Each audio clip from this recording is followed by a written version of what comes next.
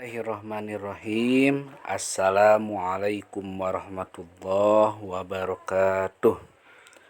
Apa kabar anak-anakku semuanya? Alhamdulillah, subhanallah, masya Allah, tabarakallah.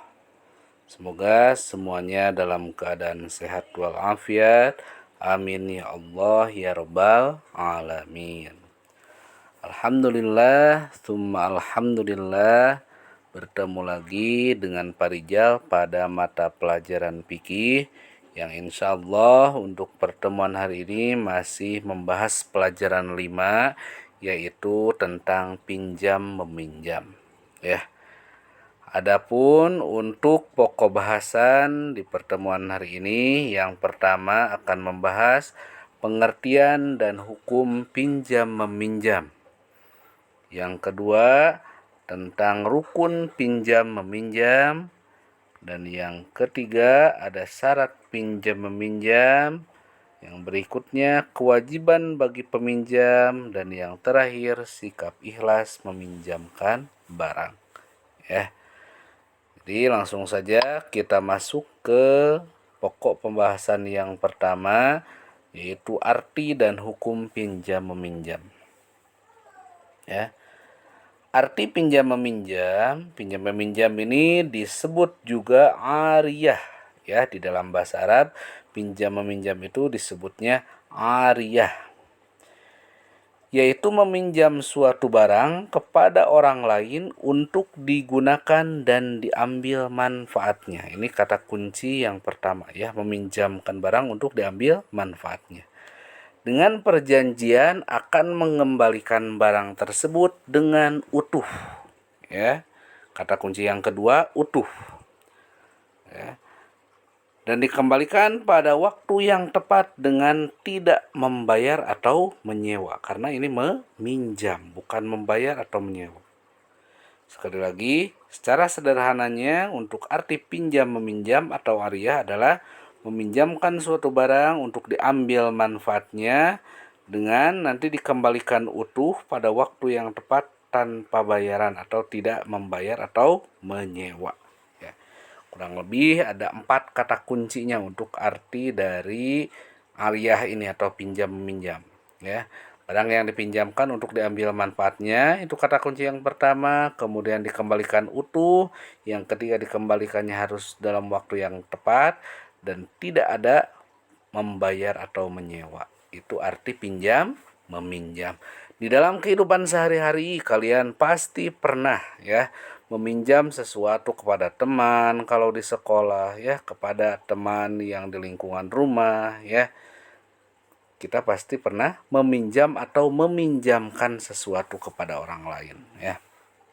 Nah, sekarang dilihat dari hukum pinjam meminjam, ini dasar hukum pinjam meminjam adalah saling tolong menolong, ya. Meminjamkan sesuatu berarti kita menolong orang lain, ya. Untuk itu hukum asal pinjam meminjam adalah sunnah. Artinya apabila kita memberikan atau meminjamkan sesuatu, ya, yang bermanfaat, berarti kita mendapat pahala karena hukumnya sunnah. Kalau tidak pun kita meminjamkan sesuatu, berarti kita tidak berdosa.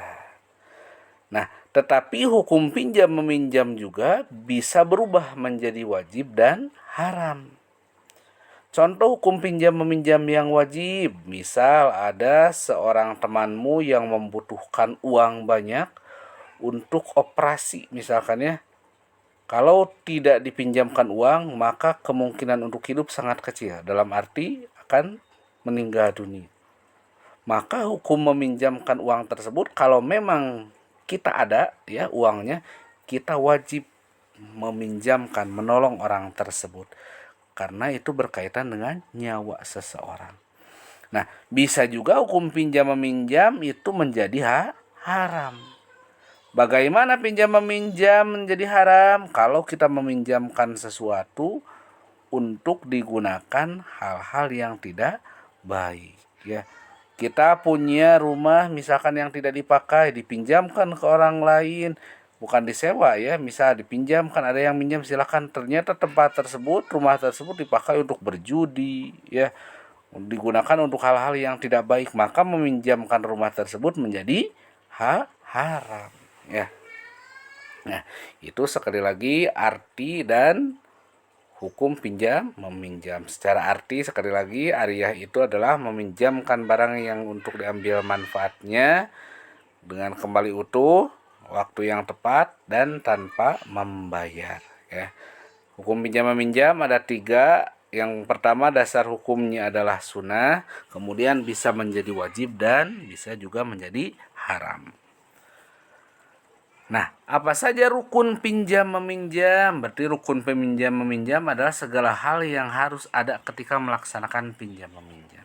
Yang pertama ada orang yang meminjamkan, berarti ini pemilik barang, ya. Atau di dalam Islam disebutnya mu'ir. Orang yang meminjamkan disebut mu'ir. Yang kedua ada orang yang meminjam, berarti ini yang meminjam barang, peminjam.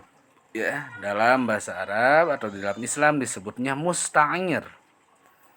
Kemudian ada barang yang dipinjamkan, disebutnya musta'ar di dalam Islam itu, barang yang dipinjam, ya. Dan yang keempat ada lafal ijab qabul, ya, sama seperti jual beli. Ya, sama seperti jual beli ada ijab qabulnya. Ya. Nah, keempat rukun ini harus ada semuanya, tidak boleh salah satu dari rukun ini hilang atau tidak ada. Yang mau minjem ada, peminjamnya ada, ijab qabul ada, tapi barangnya tidak ada, mau meminjamkan apa, ya. Jadi sekali lagi rukun pinjam meminjam ini ada 4: mu'ir, orang yang meminjamkan; musta'ir, orang yang meminjam; musta'ar, barang yang dipinjamkan; kemudian lafal ijab qabul. Nah, dari masing-masing rukun yang tadi ada syarat-syaratnya. Syarat orang yang meminjamkan barang itu hampir sama dengan syarat orang yang meminjam. Di antaranya balik dan berakal sehat. Harus sudah balik, ya, bisa membedakan mana yang baik, mana yang buruk. Kemudian berakal sehat dalam arti tidak gila. Syarat barang yang dipinjam yang ketiga, harus ada manfaatnya barang tersebut, ya, masih bisa digunakan dan manfaatnya masih ada saat akad, dalam arti tidak rusak. Kalaulah meminjam cangkul, berarti harus ada cangkul beserta tongkatnya, ya, yang itu pegangannya. Kemudian syarat lafal ijab qabul yang keempat. Syarat lafal ijab qabul itu dimengerti oleh kedua belah pihak, baik orang yang meminjamkan maupun orang yang meminjam, harus sama-sama mengerti. Dan yang kedua bersambung. Maksudnya nanti karena kita meminjamkan, berarti orang yang meminjam barang tadi bakal bersambung kepada, nyambung lagi, kembali lagi kepada kita untuk mengembalikan barang tersebut, ya.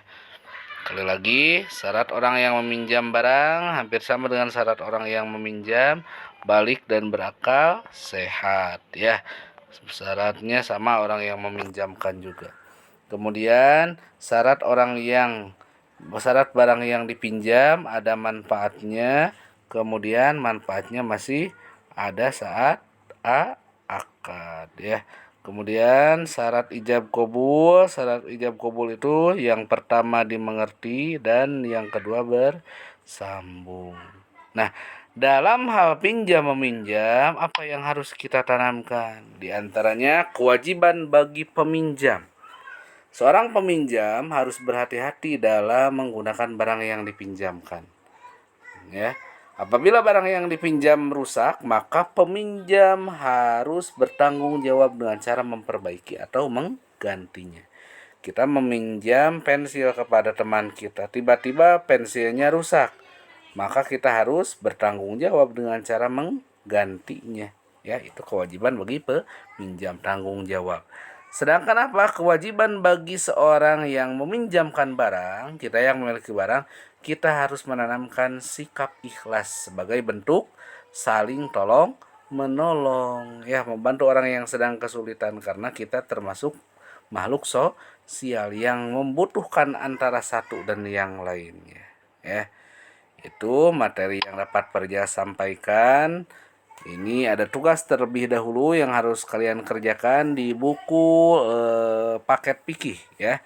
Ini kan latihan soal di buku paket fikih halaman 72 sampai 75. Bagian A-nya saja dan nanti tugasnya dikirim ke Parija, tapi biasa setelah nanti kita samakan terlebih dahulu. Jadi nanti Parija akan share kunci jawaban menjelang akhir pembelajaran ya. Untuk pertemuan hari ini dicukupkan sekian. Mohon maaf apabila ada salah-salah kata. Semoga kalian bisa memahami apa yang disampaikan Parijal. Wallahul muwafiq ila aqwamit thoriq. Akhirul kalam. Wassalamualaikum warahmatullahi wabarakatuh.